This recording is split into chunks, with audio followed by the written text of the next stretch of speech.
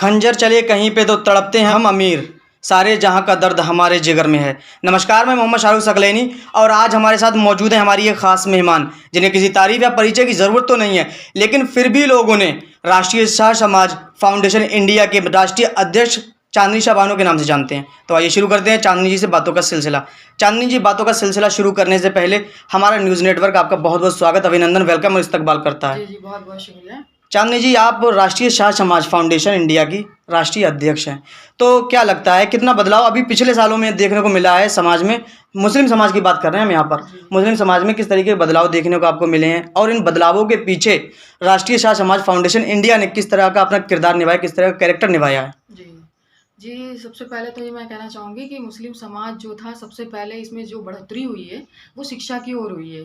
क्योंकि कहीं ना कहीं मुस्लिम समाज जो पिछले सालों से देखा जाए तो मुस्लिम समाज क्या था कि इसमें जैसे पर्दे की बातें, बाकी ये सारी चीज़ें, छुप के रहना और निकलने की थोड़ी सी परेशानी, घर का माहौल इस तरह का क्रिएट होता रहता था कि सोचते थे कि लड़कियां पढ़नी नहीं चाहिए, कहीं बाहर ज़्यादा दूर कहीं भेजना नहीं चाहिए बच्चों को।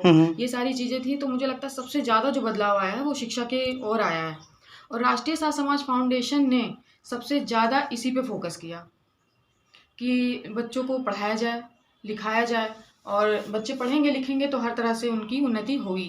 बात की जाए आरएसएस और मुस्लिम राष्ट्रीय मंच की, तो ये जो हैं दोनों गैर राजनीतिक पार्टियां हैं और इन पार्टियों से राष्ट्रीय शाह समाज फाउंडेशन ट्रस्ट का किस तरह का संबंध रहा है, किस तरह का रिश्ता रहा है बीते दिनों में? ये बात तो सच है आपकी कि ये दोनों पार्टियां जो हैं ये कोई राजनीतिक पार्टी नहीं है। गैर राजनीतिक ये संगठन जो है ये इस तरह का कोई मतलब किसी पार्टी से बिलोंग नहीं करता जी। ये समाज को नई दिशा की ओर ले जाने का काम करता है ये दोनों संगठन। तो जो कि आरएसएस की बात की जाए तो मुस्लिम राष्ट्रीय मंच से मैं जुड़ी हुई हूँ और ये संगठन जो है वो है माननीय हमारे इंद्रेश कुमार जी हैं, उनके आदर्शों पर चलने वाला संगठन है। उन्हीं के आदर्शों को फॉलो करता है हमारा राष्ट्रीय शाह समाज फाउंडेशन जी। तो इन दोनों का कनेक्शन इसी तरीके से है। बस ये कहना चाहूँगी कि हमारा संगठन जो है वो किसी पार्टी से बिलोंग तो नहीं करता, लेकिन हमने इस अभी जो चुनाव हुए हैं उसमें हमारे जो संगठन है उसने 5 राज्यों में समर्थन दिया। समर्थन क्यों दिया? इसलिए दिया भारतीय जनता पार्टी को खुलकर समर्थन दिया। बिल्कुल इसलिए दिया क्योंकि जो हमें समझेगा उसे हम समझेंगे जी। जब भी कोई भी पार्टी होगी जो हमें समझेगी, सूफिज्म को समझेगी, फकीर समाज को समझेगी, जो शाह समाज फाउंडेशन इंडिया ट्रस्ट बनाया गया है इसको समझेगी, तो वो हम उसका समर्थन करेंगे। पर ये किसी पर्टिकुलर किसी पार्टी का समर्थन नहीं करता। राष्ट्रीय शाह समाज फाउंडेशन इंडिया जो है वो फ्री एजुकेशन की बात करता है। हाल ही में अभी मैंने देखा था, एक आर्टिकल आया था जिसमें आपके बयान थे कि आप फ्री इंजीनियरिंग और फ्री मेडिकल की पढ़ाई मुहैया करा रही हैं। तो ये कौन से वर्ग के, कौन से तबके के बच्चों के लिए है? ये हमारा राष्ट्रीय शाह समाज फाउंडेशन, जैसा मैंने पहले बताया, कि शिक्षा की ओर सबसे ज़्यादा प्रेरित कर रहा है बच्चों को। क्योंकि इसमें कहीं ना कहीं शिक्षा का अभाव है हमारे फकीर समाज में।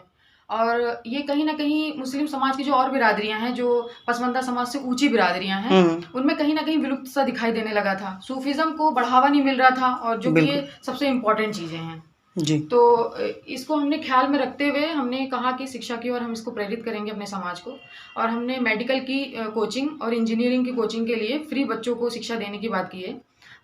वो हम देंगे उन बच्चों को जिनका आर्थिक स्थिति बहुत ही कमज़ोर है। जो भी सूफिज्म को मानेगा, सूफिज्म को मानने वाला, ये हमारा ट्रस्ट बना हुआ है राष्ट्रीय शाह समाज फाउंडेशन, और जो भी सूफिज्म को बढ़ावा देता है हम उसकी हमेशा उसके लिए हम आगे तत्पर हैं। अच्छा, राष्ट्रीय शाह समाज जो है फाउंडेशन, ये किस तरीके से काम करता है, इसके क्या क्या फ़ायदे हैं आम आदमी के लिए? जी, राष्ट्रीय शाह समाज फाउंडेशन, मैंने सबसे पहले बताया कि बदियुद्दीन जिंदा शाह मदार, उनकी कोई औलाद नहीं थी जी। तो हम उनकी नस्ल में से हैं, जो उनके मतलब उनके नस्ल का कहने का मतलब उनके जो मानने वाले फॉलोअर्स, हाँ जी, फॉलोअर्स जो थे, उनके मानने वाले जो लोग थे, उनके मानने वालों में से हम हैं। तो जो भी उनको मानेगा सूफिज्म को, उसके लिए हम काम कर रहे हैं। राष्ट्रीय शाह समाज के जो आपके प्रदेश कार्यकारी हैं इश्तियाक अलवी जी जी, तो वो एक दिन कहने लगे थे कि हम लोग जो हैं वो शाह समाज को मेन स्ट्रीम पर लाने की कोशिश में जुटे हुए हैं। जी जी। तो मेन स्ट्रीम पर लाने के लिए क्या प्राथमिकताएं रहेंगी आपके ट्रस्ट की? जी, प्राथमिकता ये रहेगी हमारी सबसे इम्पोर्टेंट कि हमने जो राष्ट्रीय शाह समाज फाउंडेशन ने जो एक संगठन के रूप में जब लोगों को मदद करने की सोची है, वो ये सोची है कि सबसे पहले तो हम अभी हमारा वर्क भी कर रहा है हमारा, जैसे कि विधवा पेंशन योजना हमने चला रखी है जो विधवा हैं उनको हर महीने हम 500 रुपये हमारा संगठन दे रहा है। और बच्चों के एजुकेशन की बात हमने करी, वो भी हो रही है साथ में। और हम उन लड़कियों की जो जिनकी आर्थिक स्थिति अच्छी नहीं है, उन लड़कियों को हम शादी वगैरह में 10,000 रुपये हमारा संगठन मदद करता है। और भी जिस तरीके से हमारा संगठन मदद कर सकता है वो कर रहा है, और यही हमारी स्कीम आगे भी रहेंगी। अभी तो हमने फ़िलहाल 2022 से ये सेशन शुरू किया है कि मेडिकल और इंजीनियरिंग की पढ़ाई में हम बच्चों को अभी तो फ्री एजुकेशन देंगे। और कोचिंग की बात करिए जो हमने जी। और अभी तो हमने 10 बच्चे सेलेक्ट करे हैं इस साल हमारे संगठन ने, जितनी हमारे संगठन की मतलब सोच है अभी, और धीरे धीरे हम इसको बढ़ाएंगे, इंक्रीजमेंट होता रहेगा इसमें, धीरे धीरे होता रहेगा। और बाकी चीज़ों में भी होता रहेगा, जो लड़कियों की शादी ब्याह वगैरह है उनमें जो लोगों को परेशानियाँ आएंगी उसको हम हल करेंगे। और पेंशन योजना जो हमने चलाई है विधवा लोगों के लिए वो भी हम करेंगे। तो हमारा संगठन इन सब चीज़ों पे ज़रूर वर्क करेगा, मतलब लोगों की मदद करेंगे हम इस तरीके से, आर्थिक रूप से भी और शैक्षिक रूप से भी और सामाजिक रूप से भी हम मदद कर रहे हैं। क्योंकि जो हमारा संगठन जो है वो किसी पार्टी से बिलोंग तो नहीं करता है, लेकिन हम सरकार के फ़ायदे जो हैं वो हम अपने संगठन के और सूफीज़म को मानने वाले लोगों को, इसका संगठन को हम फ़ायदा पहुँचाएँगे। राष्ट्रीय शाह समाज फाउंडेशन इंडिया ट्रस्ट जो है गैर राजनीतिक ये पार्टी है। भारतीय जनता पार्टी की अगर बात की जाए तो किस तरीके से संबंध रहते हैं भारतीय जनता पार्टी से? भारतीय जनता पार्टी से हमारे इतने संबंध हैं कि उन्होंने सूफीज़म को समझा, भारतीय जनता पार्टी ने हमारे सूफीज़म को समझा, हमें बढ़ावा दिया, हमारे समाज को प्रोत्साहित किया है। तो बस इतना ही हमारा उनसे कनेक्शन है, इसलिए हमने उनको 5 राज्यों में खुलकर समर्थन दिया। क्योंकि जब भी हमारी कोई प्रॉब्लम होती है तो हम उनसे थोड़ी बहुत जो सहयोग लेते हैं तो वो हमारा सहयोग करते हैं। तो इस तरीके से हमारा उनका कनेक्शन है। सीएम योगी आदित्यनाथ और डबल इंजन की सरकार भी है, केंद्र में भी है, राज्य में भी है। तो आपके समाज की अगर बात की जाए, शाह समाज की, तो कहाँ पर वो देखते हैं इस चीज़ को? मैं आदरणीय मोदी जी का और आदरणीय योगी जी का बहुत बहुत मुबारकबाद देना चाहती हूँ इस बार उनकी सरकार बनने की। अब हमारा संगठन उनको देता है मुबारकबाद बहुत सारी। कहीं ना कहीं उन्होंने हमारे संगठन को समझा है, सूफीज़म को, और बहुत सारे ऐसे कार्य हुए हैं जो हमारे संगठन को ज़रूरत थी। तो योगी जी का बहुत बड़ा इसमें हाथ रहा है हमारे संगठन को ऊंचाइयों पर ले जाने में। उनके कार्यकर्ताओं ने बहुत सपोर्ट किया है हमारे संगठन का। तो मुझे लगता है कि और बहुत अच्छी बात है ये हमारे संगठन के लिए।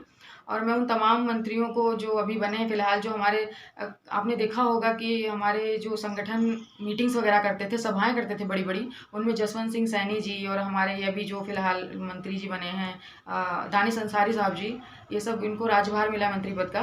तो ये हमारे संगठन में इन्होंने बहुत सपोर्ट किया है हमारे संगठन को जी। तो कहीं ना कहीं वो भारतीय जनता पार्टी से बिलोंग करते हैं। तो मैं इसमें योगी जी का हाथ मानती हूँ, उनका संगठन पे हमारे मतलब हाथ है। सूफीज़्म को बढ़ावा देने के लिए ट्रस्ट किस तरीके से काम कर रहा है? सूफीज़्म हमारा जो संगठन है राष्ट्रीय शाह समाज फाउंडेशन, ये सिर्फ और सिर्फ सूफीज़्म विचारधारा के लोगों के लिए ही है। सूफीज़्म कहीं ना कहीं जो हमें विलुप्त होता दिखाई दे रहा था, हमारे बाबाओं मलंगों जो हमारे थे, तो उनकी जो वैल्यू समाज में कहीं ना कहीं धूमिल हो रही थी। तो उसको हमारे संगठन ने बढ़ावा देने का काम किया है, जो जिसकी उनको बहुत ज़रूरत थी। और समाज को भी इसको समझना पड़ेगा क्योंकि वो बहुत ही सर्वोपरि हैं। कहीं ना कहीं उनको दीनी तालीम बहुत ज़्यादा है, और सामाजिक रूप से हमारा जो समाज था, शाह समाज, वो कहीं ना कहीं पीछे हो रहा था। तो इसीलिए हमारा संगठन उस पर ज़्यादा वर्क कर रहा है। दीनी तालीम में वो कहीं पर भी पीछे नहीं है। उनसे ज़्यादा मुस्लिम समाज में, उनसे ज़्यादा दीनी तालीम में कोई भी आगे नहीं है हमारे बुज़ुर्गों से, शाह समाज के लोगों जी, से। शाह समाज के लोगों से, मलंगों से, हमारे जो सरपरस्त हैं उनसे आगे नहीं है कोई भी दीनी तालीम में। लेकिन कहीं ना कहीं जो सामाजिक रूप से वो पीछे होते जा रहे थे, तो उसको बढ़ावा देने के लिए हमारा राष्ट्रीय शाह समाज फाउंडेशन इंडिया वर्क कर रहा है। 18 राज्यों में हमारा ये चैनल देखा जा रहा है। हमारे व्यूअर्स को आप इस कार्यक्रम के माध्यम से क्या संदेश देना चाहेंगी आज? जी, मैं इस कार्यक्रम के माध्यम से संदेश ये देना चाहूँगी कि हर इंसान को सबसे पहले अपने देश को और अपने समाज को बचाना चाहिए, फोकस करना चाहिए, और किसी भी अफवाहों पे ध्यान नहीं देना चाहिए। हमारा देश इसीलिए जाना जाता है कि यहाँ पे इतने सारे कल्चर और इतने सारी रिलीजन्स रहते हैं जी। तो ये हमारा देश कहीं ना कहीं दुनिया में सबसे अव्वल दर्जे पर है।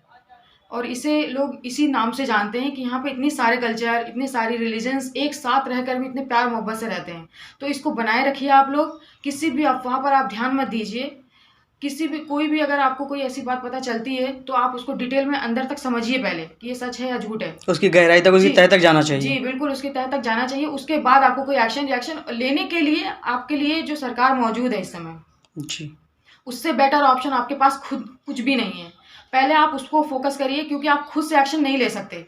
हमारी सरकार इस समय की इतनी जागरूक है कि लड़कियां, आजकल जो लड़कियां जो शिक्षा में कहीं ना कहीं मुसलमानों में जो कमी देखी जा रही थी ना, वो इसलिए देखी जा रही थी क्योंकि सरकार में जो आज बदलाव आया है वो कभी नहीं था।